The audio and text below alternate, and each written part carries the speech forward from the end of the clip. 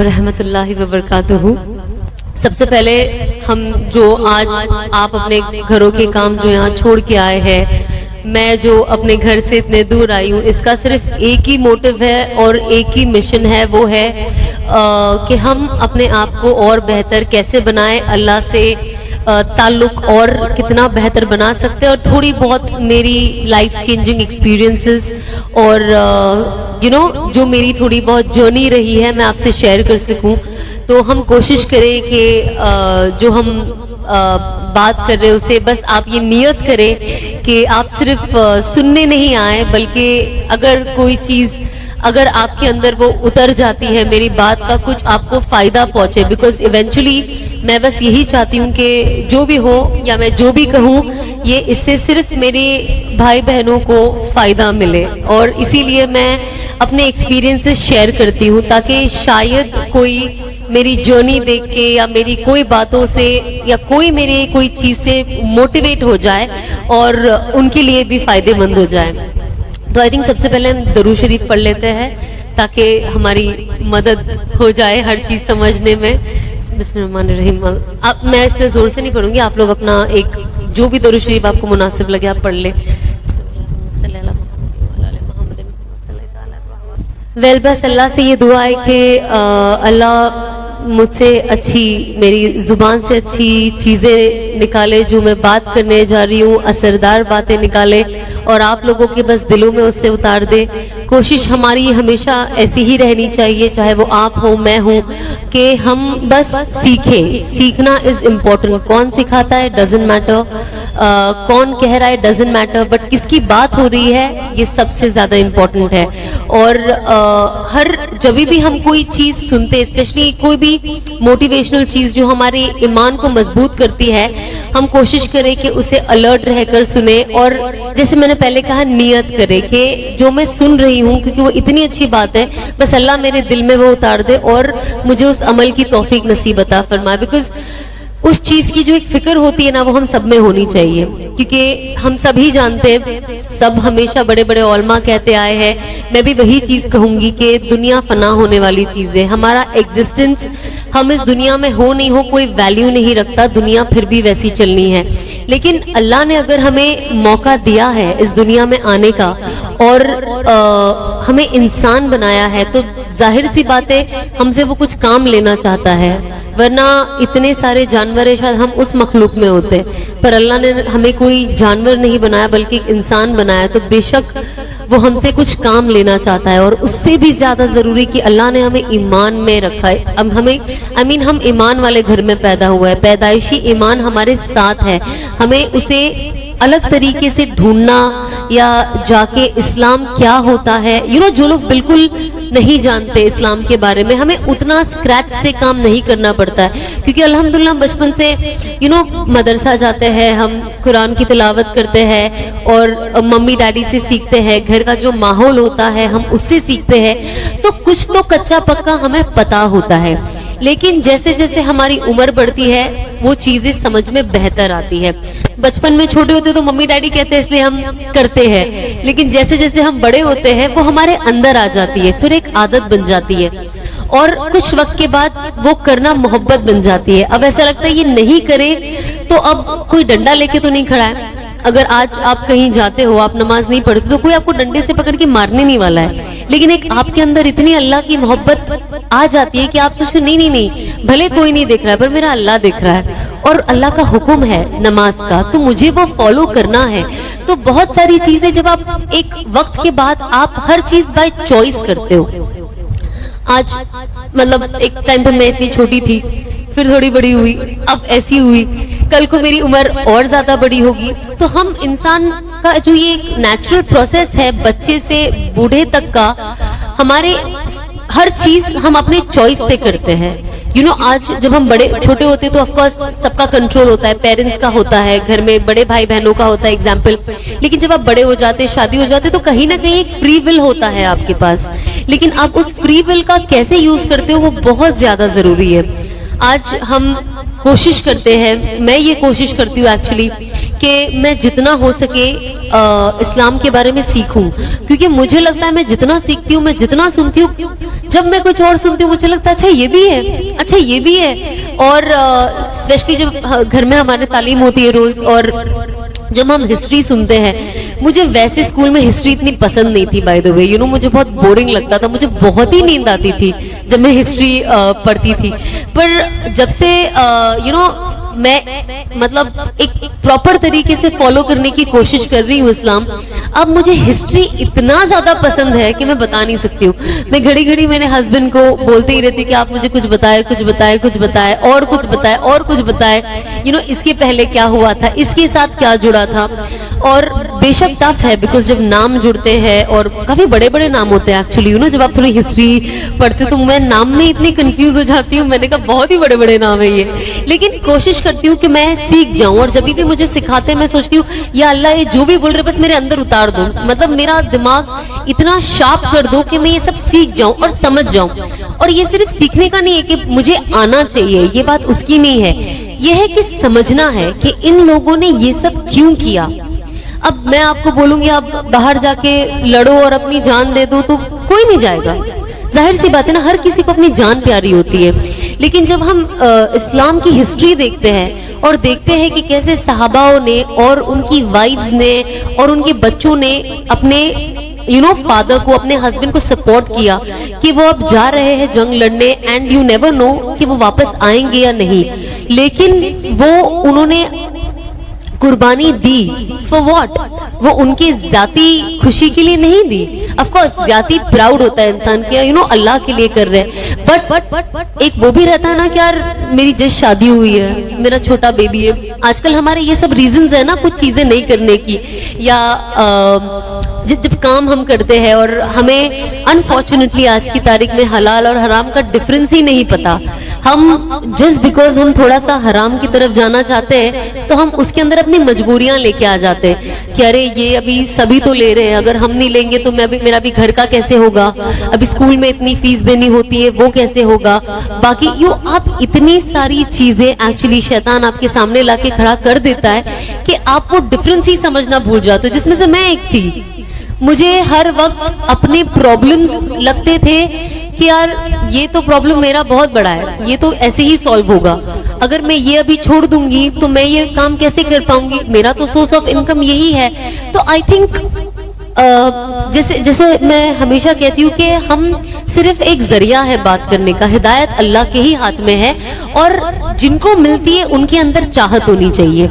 ऐसा नहीं है, लोग कहते हैं ना कि अल्लाह जिसे चाहे हिदायत दे, बेशक पर वो उसे थोड़ी ना देगा जिसे चाहत ही नहीं है या जिसे तलब नहीं है, तो वो तलब रखना भी जरूरी है। क्योंकि जब मेरी बात हुई और लोग आके कहते थे, लोग कहते थे नहीं अल्लाह ने आपको चुन लिया है, अल्लाह ने आपको चुन लिया है और ये अल्लाह ने आपको हिदायत दिया है। बेशक अल्लाह ने हिदायत दिया है, लेकिन अंदर एक चाहत भी तो चाहिए ना। अगर आज आपके अंदर कोई चाहत नहीं है तो सामने वाला आपको वो चीज क्यों देगा, क्योंकि आप उसकी वैल्यू नहीं कर पाओगे। फिर तो अल्लाह भी आपको तब देता है जब आप उसकी वैल्यू कर सको। तो हमें कोशिश करनी चाहिए कि अब हमारे पास ये इतना इम्पोर्टेंट चीज हमारे हाथ में है, वो है हमारा ईमान। अब हम उसको और वैल्यूएबल कैसे बनाएं, और जाहिर सी बात है उसको वैल्यूएबल आप अपने नेचर से, अपने अखलाक से, आप लोगों के साथ कैसे बिहेव करते हो उससे, आप सिचुएशंस को कैसे हैंडल करते हो। अब सिचुएशन में अगर आपको कोई चॉइस करना पड़े, आप वो चॉइस कैसे लेते हो, सही लेते हो, गलत लेते हो, कंफ्यूज हो जाते हो।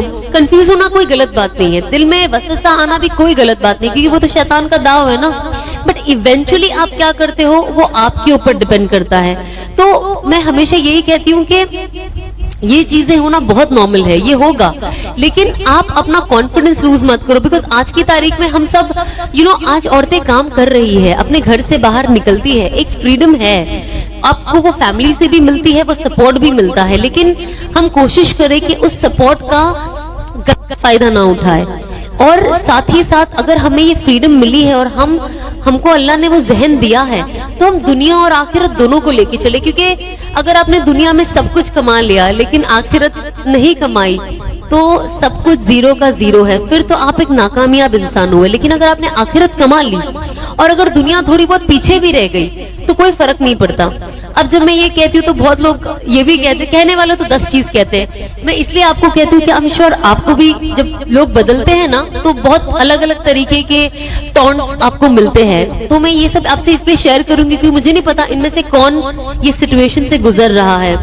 जब हम चेंज होने जा रहे थे और हम जब चेंजेस लाए अपनी जिंदगी में, और ऑफ कोर्स जब मैं अपनी एक्सपीरियंसेस की बातें करने लगी, काफी लोग ये भी कहते हैं अच्छा इन्होंने तो सब करा लिया है ना, सब एंजॉय कर लिया है, सब कर लिया है, अब ये हमें सिखाएंगे कि ये मत करो, मतलब हम सैक्रिफाइस करें, इन्होंने एंजॉय कर लिया है। तो अगर आपको ये लगता है कि एंजॉयमेंट है और इसमें इतनी खुशी है, तो मैं इतनी खुशी और एंजॉयमेंट छोड़ के आऊंगी क्यों? ये भी तो सोचने वाली बात है ना कि अगर लोग ये कहते हैं कि आपने तो अपनी जिंदगी एंजॉय कर ली, तो भैया हमारी जिंदगी तो अभी बाकी है। एक असबाबी तौर से अगर आप देखो तो इंसान एक 70-80 साल तक तो 90 साल तक भी आजकल जी लेते हैं ना, तो जिंदगी तो बाकी है। बाकी तो मौत और हयात अल्लाह के हाथ में। आप कोई पैदा होते हुए भी कुछ साल में, कुछ मिनटों में चले जाओगे, या आप 100 साल 110 साल के भी लोग, मेरे नाना 104 साल के थे जब उनका इंतकाल हुआ, तो आप इतनी लंबी उम्र भी जी सकते हो। लेकिन एक इंसान सोचता है ना कि अगर ये जिंदगी इतनी खुशगवार होती और इसके अंदर सब कुछ होता, तो मैं ही नहीं, मेरे जैसे और बहुत लोग हैं, वो ये सब छोड़ के क्यों भागते हैं? किसको ये सब चीजें सैक्रिफाइस करनी है? अच्छी दौलत, शोहरत, फ्री स्पॉन्सर्ड लाइफ, फ्री कपड़े, फ्री ट्रैवल, फ्री होटल, ये सब छोड़ के किसको अपने जेब से खर्चा करना है? कोई बेवकूफी होगा ना। अगर आज मैं बोलूंगी मैं आपको सब करके दूंगी, आप बोलोगे नहीं नहीं नहीं मैं अपना दूंगी, तो ये तो बेवकूफी हुआ ना कोई इंसान। तो इसका मोरल ऑफ द स्टोरी अगर आप सही तरीके से समझो तो ये है कि यहाँ पे कुछ है नहीं। ये चीज ना कुछ वक्त के लिए बहुत ग्लैमरस लगती है, बहुत देखने वाले को बहुत अच्छी लगती है, और जाहिर सी बात है जैसे हम कहते हैं शैतान वसवसा डालता है कि बहुत अच्छा है, बहुत अच्छा है, क्योंकि तो उसका तो काम ही है ना हमें बहकाना, और इसी में तो उसके मजे हैं। और जो उन्होंने जंग ली है अल्लाह से, यही तो उनका मोटिव है कि जो इंसान सही तरफ जाए उसे खींच खींच के लाना। मैं आपको बताती हूँ 2018 में मैंने ये उस वक्त से मेरे दिमाग में चल रहा, बहुत पहले से दिमाग में चल रहा था, थोड़ा थोड़ा मेरे दिमाग में आता था, लेकिन 2018 में मुझे ऐसा था कि I think I am done, मुझे इंडस्ट्री में नहीं रहना, मुझे एक्टिंग नहीं करनी, मुझे जैसे मैं दिख रही हूँ और मैं पोर्ट्रे कर रही हूँ अपने आप को, ये मैं हूं नहीं, लेकिन और मुझे खुशी भी नहीं मिलती है। बट जब आप अकेले रहते हो, खुद से रहते हो, आप वो सोचते हो, पर जब आप फिर वैसे ही लोगों के साथ घुल मिल जाते हो तो आपका दिमाग फिर शैतानी हो जाता है। अच्छा चलो फोटो शूट करते हैं, अच्छा ये करते, अच्छा वो करते, ये गाने पे डांस करते, वो गाने पे डांस करते, तो ये सारी चीजें होने लगी। एंड आई वाज लाइक कुछ तो है which is not keeping me happy, and I was like मुझे तो ये चेंज करना है। एंड यू वोंट बिलीव 2018 में मेरी अनस से मुलाकात हुई थी मक्का में, and it was only for 5 minutes. मेरा पूरा सफर कंप्लीट हो चुका था, मेरा उम्रा हो चुका था माशाल्लाह से, and I was coming back home. बहुत 5-10 मिनट की मुलाकात हुई एंड फिर मैं आ गई। अब मेरे दिल में पहले से बात चल रही थी, बट क्या होता है ना, कभी कभी जो आपका जाहिर होता है ना, लोग आपके जाहिर से आपको इतना जज करते हैं, इतना जज करते हैं कि कभी कभी इंसान अंदर की बात बोल भी नहीं पाता। क्योंकि मैं एक एक्ट्रेस थी और मैं ग्लैमर फील्ड में थी, तो ये कहना कि मुझे पता है ये हराम है और मुझे ये छोड़ना है, पर मैं छोड़ नहीं पा रही, मुझे मोटिवेशन नहीं मिल रहा है, और मुझे छोड़ना भी है, पर मैं क्या करूं, फिर इसके बाद मैं क्या करूं? अब काम पे तो मैं जा नहीं सकती हूँ, जाहिर सी बात है, तो मैं क्या करूं? तो मेरे अंदर इतने सवालात थे और मुझे लगता था मैं अगर किसी को बताऊंगी ना, वो कोई समझ नहीं पाएगा, शायद वो मेरा मजाक उड़ाए, और कोई नहीं चाहता कि उसका मजाक उड़े। तो मैं ये बातें कभी किसी से शेयर नहीं करती थी। एंड आई थिंक मैं अब रियलाइज करती हूँ, मैं सोचती हूँ कि काश जब अनस मुझे 2018 में मिले, मैं उनसे ही दिल खोल के बात कर लेती, तो शायद जो मुझे 2 साल लेट हो गया, मैं और 2 साल पहले चेंज हो गई होती। But it's never late. तो बट आई थिंक 2018 मतलब सोचो ना, इतना ज्यादा वक्त भी नहीं गुजरा, not even a year. And 2019 में आई एम श्योर बहुत सारे लोग इंस्टाग्राम पे हैं, मैं बहुत ज्यादा एक्टिव थी, पता पता नहीं मैं क्या कर रही थी 2019 में। मैंने look back like can I erase this year, but it's not possible.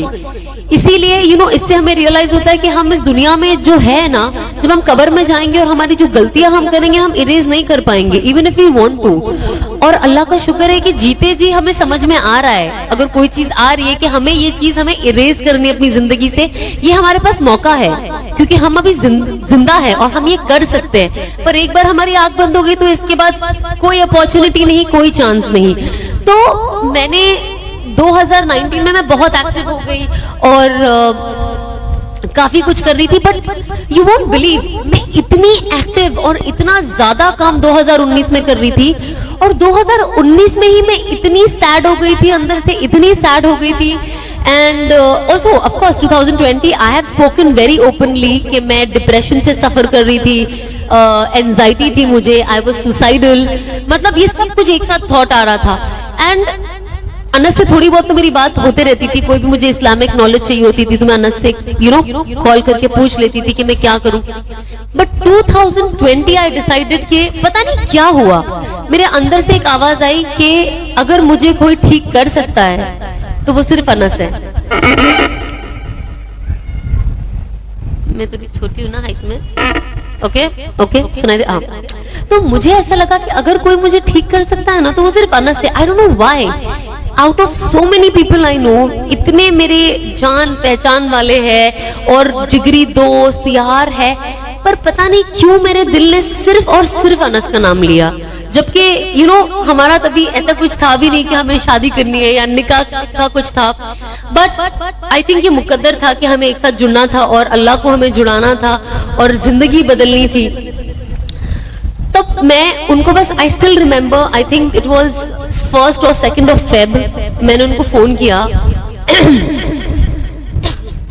और मैं बहुत रोई, मैं इतना रोई कि मुझे पता ही नहीं मैंने उनसे पहले दिन बात क्या की। And I just told him I am not well and मुझे कोई डॉक्टर के पास जाना नहीं है, क्योंकि आप डिप्रेशन के लिए जाते हो लोग आपको दिमागी मरीज बना देते हैं। इंडिया में तो थोड़ा मसला है, अगर आपको थोड़ा सा डिप्रेशन हो जाता है आप डॉक्टर के पास जाओ तो आपको दिमागी प्रॉब्लम है, ये बहुत बातें चलने लग जाती है। तो मैं खुद भी डर गई, तो आई वाज लाइक मुझे नहीं जाना है, मैं थोड़ा आराम से लेती हूँ। वही वक्त था जब मैं ऑफ कोर्स ये भी मैंने बहुत खुल के कहा, इसलिए मैं अभी कहती हूँ कि I was on sleeping pills, मैं रोज नींद की गोली खाती थी सोने के लिए, और मैं मुश्किल से 2 घंटा भी नहीं सो पाती थी। जो गोली आपको 8 घंटा सुलाती है, मेरे लिए 2 घंटा सोना भी बहुत मुश्किल था। और वो 2 घंटा भी मैं इतना घबरा जाती थी और मुझे लगता था बस मुझे उठना है।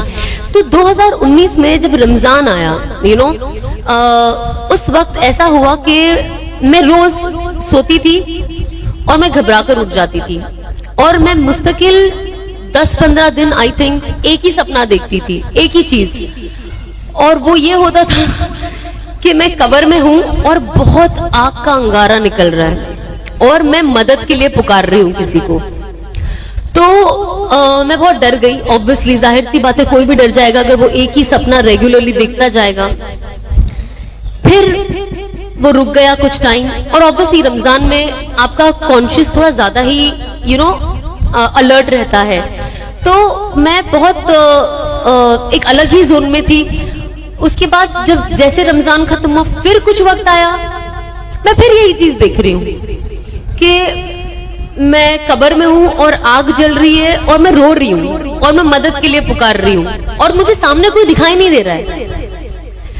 आप यकीन नहीं मानोगे, ये बहुत मुझे इसलिए कहने भी बहुत अजीब लगता है कुछ चीजें शेयर करने, बिकॉज यू नो कभी कभी कुछ अल्लाह की तरफ से गैप का निजाम होता है जब आपकी लाइफ में कुछ चेंज होना होता है। आई स्टिल रिमेम्बर, मैं 2019 में एक शूटिंग करने के लिए जॉर्डन गई थी और मैं बहुत थक गई थी, तो मैं स्पा चले गई थी। और जब मैं स्पा गई और जब आप रिलैक्सिंग टिश्यू मसल लेते हो, मैं अब कोई मसाज करने जाएगा तो इंसान रिलैक्स करता है ना कि यार मेरी थकान कम हो जाए, मेरा टिश्यूज ठीक हो जाए। मैं उस वक्त भी अपनी कब्र के बारे में ही सोच रही हूँ, पता नहीं मेरे सर पे क्या जुनून चल गया था कि मेरा दिमाग उससे ज्यादा कुछ सोच ही नहीं पाता था। मैं घूम फिर के सिर्फ कब्र पे आ जाती थी, घूम फिर के सिर्फ कब्र पे आ जाती थी। और जब मैं उस बेड पे लेटी थी और वो लड़की मेरे बॉडी पे फेस एक रैप लगा रही थी जिससे बॉडी के डिजीज भी अच्छे होते हैं। जब उसने मुझे जैसे प्लास्टिक में रैप किया ना, मुझे ऐसा लगा कि मैं मर गई, और उसके पहले मेरा ऑलरेडी डिप्रेशन का फेज चालू था, लेकिन मैंने पब्लिकली जनवरी फरवरी में मैंने बहुत ओपनली लोगों से डिस्कस किया। लेकिन 2019 में जब ये मेरा फेज चल रहा था तो मैं किसी को बोल नहीं पाती थी। तो आई स्टिल रिमेम्बर, मैंने अनस के बाद में सब वीडियोस दिखाए थे। 2019 में मैं जब शूट करने जाती थी तो मैं एक रूम में अकेले, क्योंकि मेरे पास बात करने के लिए कोई नहीं था, मैं अकेले वीडियो बनाती थी। मैं खुद से बात करती थी और मैं खुद ही रोती थी और मैं खुद से ही बात करती थी और मैं खुद को ही तसल्ली देती थी।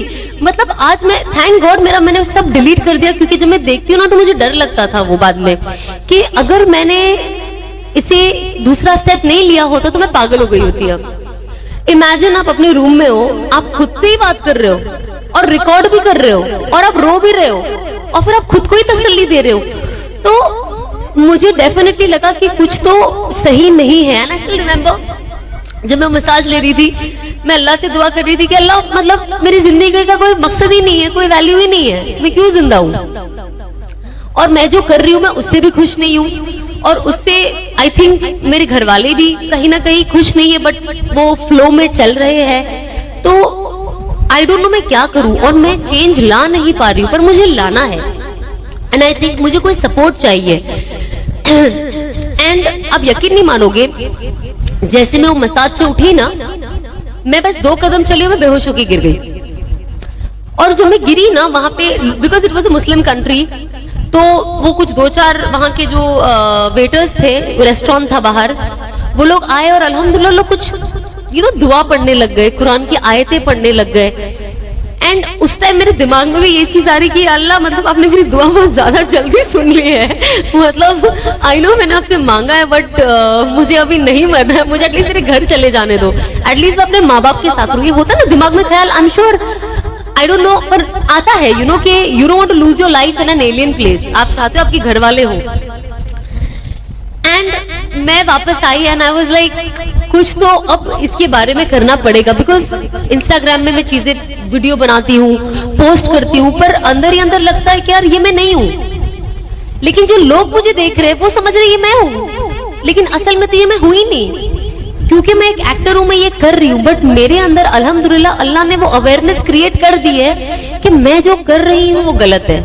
एंड आई थिंक ये उन चीजों की शुरुआत थी कि सबसे पहले कहते हैं ना, आप अगर कोई चीज से तौबा करना चाहते हैं तो सबसे पहले कि आप वो गुनाह समझे। अगर आप गुनाह को गुनाह ही नहीं समझ रहे तो आप तौबा किस लिए कर रहे हो। तो सबसे पहले मैंने ये चीज सीखा कि आप ये एक्सेप्ट करें कि ये गलत है, और अगर दुनिया के तमाम लोग भी मिलके गलत को सही कहेंगे तो वो सही नहीं होगा। कुछ साल पहले ये मेरा कॉन्फिडेंस पता है कहां से टूटा? I don't know if youngsters can relate to me. जब जो मैं काम करती थी तो मेरे एक मुस्लिम फ्रेंड थे और ऑफ कोर्स नॉन मुस्लिम, सभी मिक्स फ्रेंड ग्रुप होता है। तो मैंने कहा मैं इनको तो डिस्कस नहीं कर पाऊंगी, तो मैंने मेरे एक मुस्लिम जो दोस्त है, मेरे भाई जैसा है वो, तो मैंने उनको बोला कि यार जो भी है, जो मैं कर रही हूँ ना, भले सक्सेस नाम हो रहा है जो भी, पर मैंने कहा यार ये हराम की कमाई है, मुझे नहीं पता कि मैं इससे बाहर कैसे हूँ, मेरी हराम की कमाई को मैं हलाल कैसे करूँ। एंड आई रिमेम्बर मेरे दोस्त ने मुझे बोला था कि ऐसा नहीं होता है, तुम तो कितनी मेहनत कर रही हो, और आई एम श्योर ये बहुत, आई डोंट नो, पर ये बहुत लोगों के साथ होता है, ट्रस्ट नहीं है। और ये एंटरटेनमेंट से रिलेटेड नहीं है, जरूरी नहीं कि आप एक्टिंग करो, आप जिंदगी में कुछ भी काम में आपका इनकम में हेरा फेरी हो सकती है। सो उन्होंने मुझे कहा कि यार आप तो लेकिन कितनी मेहनत करके कमा रही हो, ऐसा थोड़ा ना है, और आप कुछ गलत नहीं कर रही हो। मैं समझ गई, मैंने कहा उससे बात नहीं करनी है मुझे, क्योंकि ये मुझे और हराम 10 टाइम्स इंटू 10 टाइम्स हो जाएगा मेरा। मैंने कहा मुझे सजेशन नहीं लेनी। तो मैं समझ गई कि उस वक्त से मेरा मोटिवेशन एक्चुअली डिस्कस करने का टूट गया, क्योंकि अगर मैं इसको बोल रही हूँ मैं हराम कर रही हूँ, तो सामने वाले को बोलना चाहिए ना, हाँ भाई कर रही है छोड़ दे, तो ये मुझे और मोटिवेट कर रहा है कि ऐसे तो नहीं, तुम तो मेहनत करी। मैंने कहा ये तो मुझे जहन्नुम में फेंकेगा, इससे बात नहीं करनी है मुझे। तो मैंने अपने आप से फिर मैंने ना, बिकॉज आई हैड नोबडी, मैं आई स्टार्टेड वॉचिंग वीडियोस। मैं बड़े बड़े ओलमा के वीडियोस देखने लग गई। तारिक जमील साहब के वीडियोस में बहुत देखती थी, बहुत सुनती थी उनको। मैंने कहा मैं अब पर्सनली पढ़ना और सीखना शुरू करूंगी। And I think that's when बहुत सारी चीजें मेरे लाइफ में आने लगी। जैसे सबसे पहले तो अल्हम्दुलिल्लाह जब मेरा पहला उम्रा 2013 में हुआ तो मैं माशाल्लाह से 5 उम्रा मैंने किया है अभी तक। एंड जब मैं पहले उम्रा में वहां गई ना और जब मैं वापस आई, सबसे पहली तब्दीली मेरी जिंदगी में ये आई कि मैंने 5 वक्त की नमाज पढ़ना शुरू कर दी। नॉट ऑन टाइम बट पढ़ती थी। चेंजेस, हर चीज ग्रेजुअली आती है।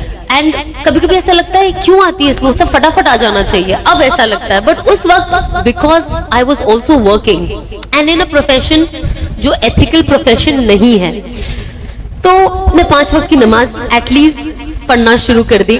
भले कज़ा हो जाती थी कभी, कभी शुरुआत में कुछ मिस हो जाती थी, लेकिन मैं पढ़ लेती थी। उसके बाद मुझे ऑफ कोर्स कुरान शरीफ पढ़ने में और इंटरेस्ट आने लग गया। ऐसा नहीं था मैं पूरा दिन लेके बैठ के पढ़ते रहती थी, बट मैं पढ़ती थी। अब अगर मुझे किसी ने बता दिया कि इशा के बाद सूरह मुल्क पढ़ना बहुत जरूरी है, कब्र में आपकी हिफाजत करेगा, तो मैंने वो एक वजीफा, मैंने कहा इसकी मुझे बहुत ज्यादा जरूरत है, मैंने वो हर इशा के बाद पढ़ना शुरू कर दिया। अब मैं आपको बताती हूँ, चेंजेस ना ऐसी छोटी छोटी चीजों से आती है, ऐसा नहीं कि इमीडिएटली आ जाएगी। जब मैंने ये पढ़ना शुरू किया तो मैंने इसको कभी मिस नहीं किया।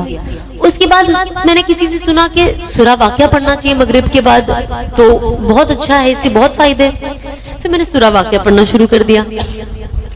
फिर एक बार मेरी बहन ने मुझे बोला कि जुम्मा के दिन ना सूरह काफ पढ़ना चाहिए, उससे अगले जुम्मा तक अपनी प्रोटेक्शन होती है और चेहरे पे नूर आता है। मैंने कहा अच्छा। तो अल्हम्दुलिल्लाह 2 साल पहले मैंने शुरू किया और अब तक माशाल्लाह से हर जुम्मा सूरह काफ पढ़ती हूँ। तो इस तरीके से ना छोटी छोटी चीजें, और जब मैंने अपने आप को, अपना वक्त इन चीजों में इन्वेस्ट करना शुरू कर दिया, मुझे रियलाइज हुआ कि अब मेरी जिंदगी में सही इन्वेस्टमेंट हो रहा है। क्योंकि पहला जब मैं गलत चीजों में इन्वेस्टमेंट करती थी, अपने वक्त का जो फिजूल काम करती थी, तो उससे मेरे को फायदा कुछ नहीं हो रहा था। लेकिन इन चीजों से ना मुझे फायदा होने लगा। जब 2020 में अनस ने मुझे थोड़ा ना शुरुआत में पढ़ाई देने लगे ताकि मेरी एंजाइटी कम हो जाए, तो पहले उन्होंने बोला फजर के बाद आप चाश्त तक रुको। मुझे तो चाश्त की नमाज क्या पता नहीं थी, इमेजिन। तो पता चला चाश्त क्या होती है, फिर चाश्त की नमाज पढ़ने लग गई। उसके बाद सुबह में उठ जाती थी चाश्त तक, अगर आप जागो तो यासीन शरीफ पढ़ लेती थी रोज सुबह। फिर उसके बाद इशराक पढ़ती थी मैं फजर में। उसके बाद चाश्त पढ़ती थी मैं उठकर। बोले रोजी के लिए, रोजी तो सबको चाहिए होती है ना। आज आप रोजी का वजीफा डालो, देखो आप कितने लोग पढ़ते हैं। अगर आप काउंट कर सकते होगे तो अगर 200 का मजमा होगा, और अगर काउंटर में काउंट कर सकूं तो हर कोई पढ़ लेगा, बिकॉज रोजी किसको नहीं चाहिए। तो ये एक चीज है कि ये सबकी जरूरियाती चीजें, नेसेसरी भी है, लग्जरी भी है, लेकिन अगेन तरीका, हम इस रोजी को कमाने का हमें कौन सा जरिया चाहिए, ये बहुत जरूरी है। लोग जैसे देखते रोजी का दुआ, रोजी का वजीफा, फटाफट पढ़ना शुरू, लेकिन जब वो रोजी आपके पास आती है फिर आप ये नहीं देखते कि कौन से जरिए से आ रही है। And I think that is where हमारी बरकतें, हम कहते हैं ना बरकत नहीं है, यहाँ ही बरकतें खत्म होती है। तो जब अनस ने इतने सारे शुरू में वजीफे दिए थे, मुझे इतना गुस्सा आता था अनस के ऊपर ही कि जब ये फोन करते थे मुझे लगता था फोन रखो, मेरे पास पढ़ने के लिए इतनी सारी चीजें, फिर बीच में मुझे काम भी करना है। तो उन्होंने कहा ज़ोहर के बाद सूरह फतह पढ़ो। मैंने कहा अच्छा ठीक है।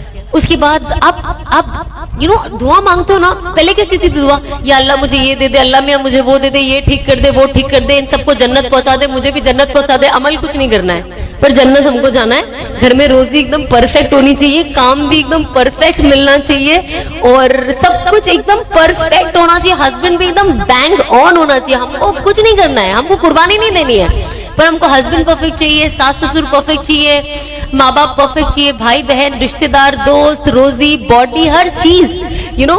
जब बॉडी की बात आती है ना तो लोग बराबर 24 घंटा डाइट करते हैं, जिम जाते हैं, वॉक करने निकलते हैं, लेकिन जब ईमान के ऊपर बात आती है ना, जो अल्लाह देता है, तो उसके लिए हमें किसी को मेहनत नहीं करनी, वो फ्री में चाहिए सब। ये बहुत लोगों का नजरिया है। तो अब मैं कोई भी वजीफा देती हूँ ना, उसके अंदर मैं डालती हूँ इससे रोजी तो आती ही आती है, ताकि जब आप ये कहते हो ना तो लोग थोड़ा और हर वजीफे को पढ़ते हैं। क्योंकि लोग मुझे पूछते हैं रोजी का कोई वजीफा बताओ, अभी तो पूछते हैं हस्बैंड के लिए कोई वजीफा बताओ। मैंने कहा हर चीज के लिए वजीफा ये है कि आप अल्लाह पे यकीन रखो, आप कुरान पढ़ोगे और खुश दिल से पढ़ोगे, और जो जो हमें पढ़ने के लिए बताया गया पढ़ोगे ना, आपकी सारी प्रॉब्लम वैसे ही हल हो जानी है। आपको कोई तावीज दौरे की जरूरत नहीं है, कोई बाबा के पास जाने की जरूरत नहीं है, किसी को बोलने की जरूरत नहीं है कि आप ये कर दो, कोई चढ़ावा चढ़ाने की जरूरत नहीं है। जो आज प्रॉब्लम है, यू नो, हम नमाज नहीं पढ़ते, लेकिन जब हम किसी को देखेंगे, अरे प्लीज मेरे लिए दुआ करना, अरे तुम खुद अपने लिए कर सकते हो। जब इंसान दुआ तो हमें तो करना फर्जी है, लेकिन खुद भी तो करना पड़ेगा ना। जब आप कुछ करोगे नहीं, दूसरा वाला ही दुआ करता रहेगा, तो अल्लाह तो उसकी दुआ उसके हक में कबूल करेगा।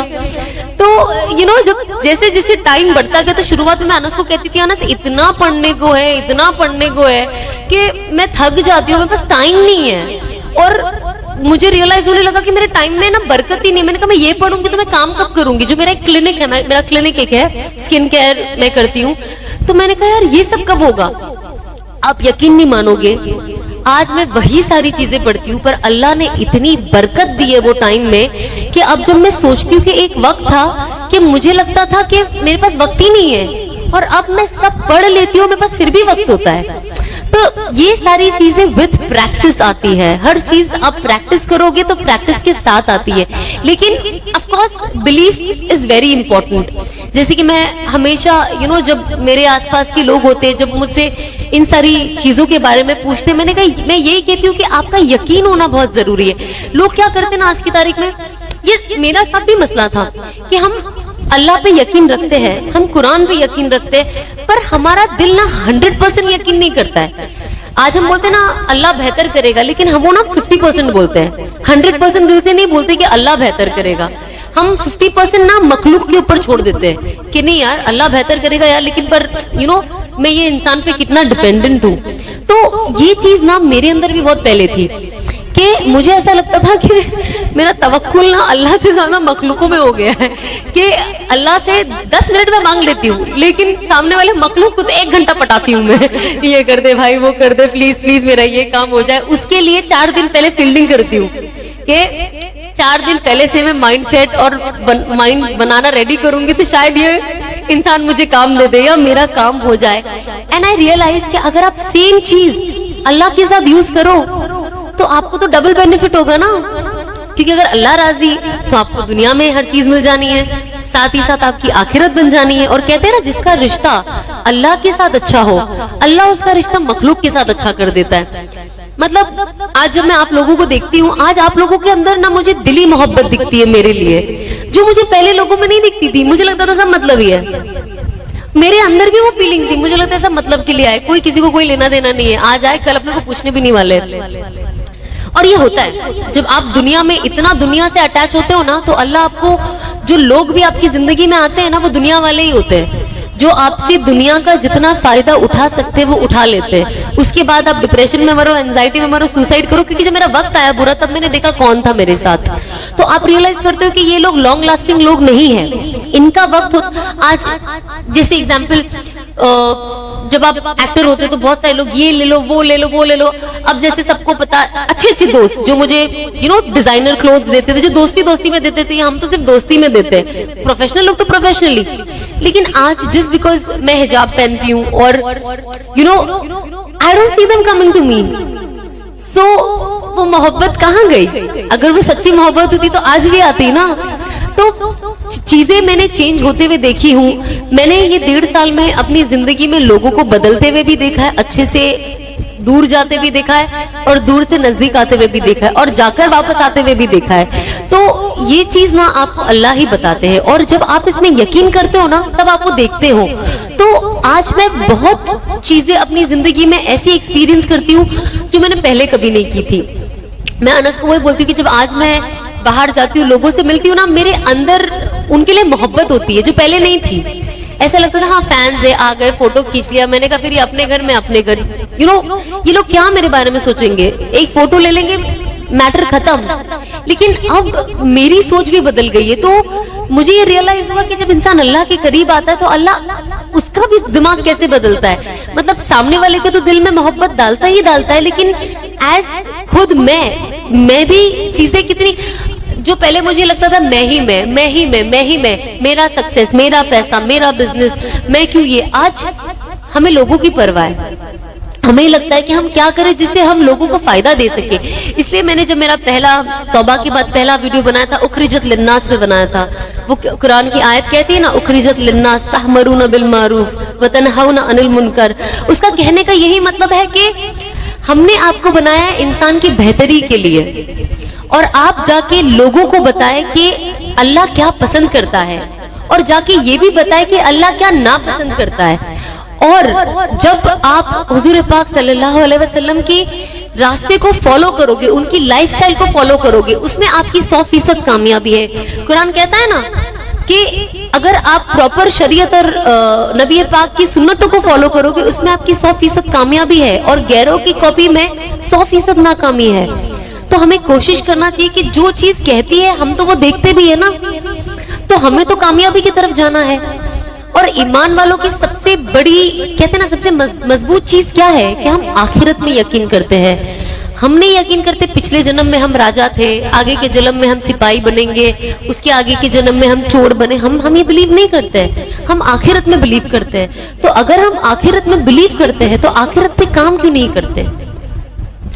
एक तरफ हम हर चीज पे बिलीव करते, कुरान पे बिलीव करते, हदीसों में बिलीव करते, जो कहा गया हर चीज पे बिलीव करते। हमने जो चीजें नहीं देखी है, सिर्फ पढ़ी है, हम उस पे भी बिलीव करते हैं। लेकिन जब वही चीज लाइफ में इम्प्लीमेंट करने की बात आती है तो हम उससे पीछे हट जाते हैं। हमें लगता है देखेंगे, आगे जाके करेंगे। जब मेरी दोस्तों से बात होती थी, बहुत यंगस्टर्स है जो अल्हम्दुलिल्लाह अल्लाह ने नवाजा है उन्हें, मैं उन्हें यही कहती थी, आप उम्रा करो ना, क्यों नहीं करते हो? बाद में करेंगे। हज कर लो, क्यों नहीं कर रहे हो? क्योंकि मैं तो चाहती थी मेरा हज फर्ज हो, यू नो। और मेरे घर में मेरे डैड बाहर थे और उस वक्त हो नहीं पाया, बट जब जो लोग जा पाते थे ना, वाज लाइक यार क्यों नहीं जाते हो, आप जाओ। एंड ये सोच है यंगस्टर्स की, अनफॉर्चुनेटली आज इन्हें लगता है क्योंकि हम हज जाकर आएंगे तो हम ये गुनाह नहीं कर पाएंगे, तो पहले हम कर लेते हैं और उसके बाद हम हज जाएंगे, क्योंकि हज के बाद हम ये नहीं कर पाएंगे। You understand? मैंने तो ऐसे लोगों को 1-on-1 इंटरेक्ट किया है ना। अब जैसे अनफॉर्चुनेटली अल्लाह यू नो उनकी मगफिरत करे इन चीजों को लेके, जैसे कुछ लोग हैं जिनको ड्रिंकिंग हैबिट है, मुस्लिम्स की बात कर रही हूँ ऑफ कोर्स मैं, पार्टीज की आदत है और पर्दा नहीं करते, हिजाब नहीं लेते, for a matter of fact basic scarf भी नहीं लेते, उसके बाद एक एक चीज आती है। तो इनको लगता है कि अगर हम हज अभी कर लेंगे तो हम ये कैसे करेंगे, क्योंकि अभी हम ये नहीं कर सकते, हम मेंटली प्रिपेयर्ड नहीं है, तो हम हज बाद में करेंगे। But you never know, guarantee कौन देता है कि आप वहां तक बचोगे कि नहीं। ये एग्जाम्पल ना मैंने अपनी फैमिली में देखा है, अपनी आंखों से। जब मेरी फैमिली में एक मेंबर है, ऑफ कोर्स रिश्ता नहीं बताना चाहूंगी, जब बहुत टाइम पहले ना उन्हें उम्रा के लिए एक मौका मिला था, बट अनफॉर्चुनेटली वो उस वक्त जा नहीं पाए, तो उन्होंने बोला मैं बाद में कर लूंगी। अब उन्होंने जो भी नजरिए से बोला होगा, मैं तो तभी सामने नहीं थी, अच्छी नीयत से भी बोला होगा, कोई और भी प्रॉब्लम हो सकती है, तो उन्होंने कहा मैं बाद में जाऊंगी। फिर जब मौका आया हज का, तो मेरे साथ उनके और भी जो उनके बेटे और सब जो उनके आगे की नस्ल थी, उन्होंने उम्रा कर लिया। इनके पास पासपोर्ट नहीं था, ओके, तो बहुत जद्दोजहद करके इनका पासपोर्ट बनाया कि बस ये साल तो अल्लाह इनको ले, और माशाल्लाह से हटते खटते चलते फिरते कोई प्रॉब्लम नहीं, उम्र भी ज्यादा थी लेकिन बहुत फिट थे। एंड बहुत मुसीबत के साथ उनका पासपोर्ट बनाया। जैसे पासपोर्ट है मेरे पास आज भी उनका फोटो, उन्होंने पासपोर्ट ऐसा पकड़ा है कि वो इतने खुश थे। एंड कुछ 15-20 दिन के बाद, आई थिंक 20 दिन के बाद ही हमारा उम्रा की टिकट्स भी आ गई थी। तो जब वो टिकट्स आ गई थी ना, बुकिंग सब हो गई, एंड अचानक से ना उनकी तबीयत खराब हो गई, अचानक से आउट ऑफ नोवेयर। और ऐसी हुई कि उनको पैर में तकलीफ हो गई, वो चल नहीं पा रहे थे, बिल्कुल भी नहीं, अचानक से। मतलब मैं आज भी सोचती हूँ ना, मेरे रोंगटे खड़े हो जाते कि वो ऐसे खड़े हो भी नहीं पा रहे थे। जो इंसान ऊपर नीचे चलना फिरना कर ले, वो ऐसे खड़े नहीं हो पा रहे थे। फिर उन्हें नजदीकी एक हॉस्पिटल में एडमिट किया गया। 10-15 दिन उनका वाइट ब्लड सेल्स जो प्लेटलेट्स होता है वो कम हो गया, उन्हें चढ़ाया गया, सब हुआ। एंड देन मैंने डॉक्टर को पूछा, मैंने कहा मैं इनको लेकर चले जाऊं उम्रा पे, मैंने कहा मैं व्हील चेयर पे करा लूंगी इन्हें, बट मुझे लग रहा था कि मैं उनसे ज्यादा, ऑफ कोर्स वो भी डेस्परेट थे, पर मैं बहुत ज्यादा डेस्परेट थी। मैं चाहती थी कि मैं इनको उम्रा लेकर ही जाऊं इस साल। तो मैंने बोला फिक्र ना करें, इंशाल्लाह हो जाएगा इंशाल्लाह। बट उनका ना लूज मोशन जो होता है ना, नॉन स्टॉप निकल रहा था। डॉक्टर ने कहा आप नहीं लेके जा सकते क्योंकि इनका व्हाइट प्लेटलेट्स इतना गिर रहा है, तो वो कैसे करेगी, और अब उम्रा का वक्त जो टाइम होता है बहुत शदीद गर्मी होती है, तो अब वो किसी और की वालदा लेके जाने में डर लगे कि खुदा ना खास्ता। अब हम उम्रा उनके बिना चले गए और बस हम उम्रा से वापस आए और 10-15 दिन में उनका इंतकाल हो गया। एंड तभी आपको रियलाइज हुआ कि यू नो ये जो अपॉर्चुनिटीज होती है ना लाइफ में, इसे जाने नहीं देना चाहिए कि हम आगे करेंगे या हम बाद में चले जाएंगे। आपको जब मौका मिले आप जाओ, आप नियत करो कि आपको जाना है। क्योंकि जब मैंने वो देखा ना, मैंने सोचा कि यार जब लोग कहते हैं ना कि अल्लाह उनकी मगफिरत करे, मैं हमेशा उनके लिए दुआ करती हूँ, आप भी दुआ करें अल्लाह उनकी मगफिरत करे, लेकिन ये सारी चीजों से हमें सबक मिलता है। इससे कोई नेगेटिव बात नहीं है, पर सबक मिलता है कि वाकई अल्लाह जिसे बुलाना चाहे, पासपोर्ट हाथ में, टिकट रेडी, वीजा आ गया और सिर्फ 1 हफ्ता रह गया आपको फ्लाई करने के लिए, और अल्लाह ने आपको अल्हम्दुलिल्लाह इस 1 हफ्ते से पहले एकदम फिट रखा, एकदम फिट। एंड इमेजिन उम्रा जाने से पहले ही, तो वो जब मैं चीज सोचती हूँ तो मुझे ऐसा लगता है कि मैं कोई चीज को अपनी लाइफ में ग्रांटेड के लिए नहीं ले सकती हूँ। आप कोई भी चीज ग्रांटेड पे ना लेके, हम आज जैसे मेरी सिस्टर्स थे, जब हर साल मेरे फैमिली में से कोई ना कोई हमें ज्वाइन करता था उम्रा में, मेरे साथ आते थे, तो वो हमेशा एक चीज बोलते थे, अच्छी के लिए बोलते थे। उनका एक उम्रा होता था, तो वो कहते थे अरे तुम तो, क्योंकि हर साल मैं नए फैमिली मेंबर के साथ जाती थी, तो वो कहते थे अरे आप तो माशाल्लाह से हर साल चले ही जाते हो, अभी हम लोग पता नहीं नेक्स्ट कब आएंगे, आप तो हर साल चले ही जाते हो। एंड आई वाज थिंकिंग कि अल्लाह ने कैसा निजाम बनाया, मेरा 2018 से उम्रा जाना ही बंद हो गया। 18 में मैंने काम शुरू किया, 19 में नहीं जा पाई, 20 से लॉकडाउन, 21 भी, अब रो रहे और तड़प रहे कि अल्लाह बुला ले। तो जरूरी नहीं है कि अगर आपके पास पैसा भी हो तो आप जा पाओ, अल्लाह ऐसी सिचुएशन क्रिएट कर देता है कि सब होते हुए भी नहीं जा पाते हो आप। कितने लोग हैं जो हज नहीं जा पाते बिकॉज हज इज एक्सपेंसिव, पेमेंट, पैसा नहीं है, पर कितने लोग हैं जिनके पास बेशुमार पैसा है पर जाते ही नहीं है। मैं किसी को जानती थी जो मैं कहती थी उन्हें कि आप अपनी अम्मी को भेज दीजिए, तो कहते थे नहीं, अम्मी ने कहा कि मेरे बदले आप किसी और को भेज दीजिए जिसके पास पैसे नहीं है। मैंने कहा बेशक आप 10 को भेज दीजिए, आप पे तो फर्ज है ना लेकिन जाना। आप सोचो, जब मैं ये कभी कभी जब लोगों को ऐसी बातें करते हुए सुनती हूँ ना, मुझे डर लगता है कि कभी कभी ऐसी बातों में शामिल होकर सुन लेने से भी मुझे गुनाह ना हो जाए कि यार मैंने ये बातें सुन के अप्रिशिएट, क्योंकि कभी कभी माहौल ऐसा होता है और आप कुछ ऐसे लोगों के साथ होते हो कि आप बोल नहीं पाते हो कि बुरा ना लग जाए, कैसे बोलूं, उम्र में बड़े हैं, औहदे में बड़े हैं, जो भी चीज है। पर कभी कभी ये सारी चीजें देख के लगता है कि अल्लाह ऐसी चीजें हमारे जुबान से कभी मत निकालना, क्योंकि ये कितनी डरावनी चीज है कि ऐसा हो सकता है। जब मैं 2013 में उम्रा पे गई ना, मैं हमेशा यही दुआ करती थी, आप यकीन मानो ना मानो, मैं अल्लाह से एक ही चीज की दुआ करती थी कि अल्लाह मुझे हराम से निकाल दे और हलाल में डाल दे, मुझे हलाल की रोजी दे दे। मुझे नहीं पता कैसे दोगे, मुझे नहीं पता मैं क्या करूंगी, क्योंकि मुझे कुछ आता भी नहीं है करने, क्योंकि मैं एक्टिंग में ही रही हूँ और लकीली मैं स्किन केयर में बहुत अच्छी थी। तो अल्लाह ने कैसे गैप से निजाम बनाया कि मेरा क्लिनिक ही खोल दिया। अब उस साल तो बहुत जद्दोजहद से वो क्लिनिक खुला था, तो और रमजान के टाइम पे खुला था, तो अनफॉर्चुनेटली वही मेरा पहला साल था जब मैं जाना मेरा 2018 से उस साल से नहीं जा पा रही थी। तो मैं अल्लाह से यही दुआ करती थी कि अल्लाह हलाल का जरिया बना दे, हलाल का जरिया बना दे, हलाल का जरिया बना दे और मुझे सही रास्ते पे लेके आ जा। आज जब मैं कुछ चेंजेस अपने अंदर देखती हूँ ना, तो और जब मुझे फ्लैशबैक याद आता है तो ऐसा लगता है कि वो कहते हैं ना कि अल्लाह 24 घंटा खैर मांगो, अल्लाह से अच्छा ही मांगो, अपने गुमान से भी बेहतर मांगो, क्योंकि अल्लाह पूरे दिन में कोई भी दुआ आपकी सुन सकते हैं।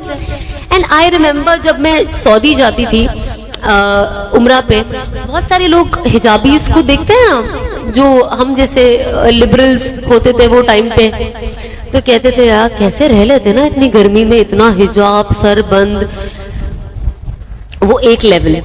दूसरा, हम जाते थे खाना खाने के लिए, हम देखते थे वो नकाब उठा के खाते थे, सोचते कैसे खा लेते होगे ना ये लोग, मतलब कैसे, मतलब ऐसे उठा के ऐसे कोई कैसे खा सकता है। एंड मेरे साथ जो और भी पहचान वाले, तो कुछ कुछ एक साथ आप एक ही बार जाते रहो तो बहुत पहचान वाले मिल ही जाते। एक बार ऐसे मेरे दिमाग में ख्याल आता भी था, बट कभी कभी जब मैं हिजाबियों को देखती थी ना, मैं कहती थी अल्लाह मुझे ऐसा बना दे। तो जब आज मैं अपने आप को देखती हूँ कि आज मैंने हिजाब ले लिया, तो मुझे लगता है मेरी उस दिन की दुआ कबूल हुई है, जो मैंने मक्का में अल्लाह से दिल से मांगा कि या अल्लाह मुझे भी इन जैसा बना दे। तो अल्लाह ने कहीं ना कहीं एटलीस्ट आप जैसा नहीं, लेकिन थोड़ा आप लोगों से थोड़ा थोड़ा पहुंच रही हूँ मैं आपकी तरफ, एटलीस्ट आधा रास्ता पहुंचा दिया है मुझे।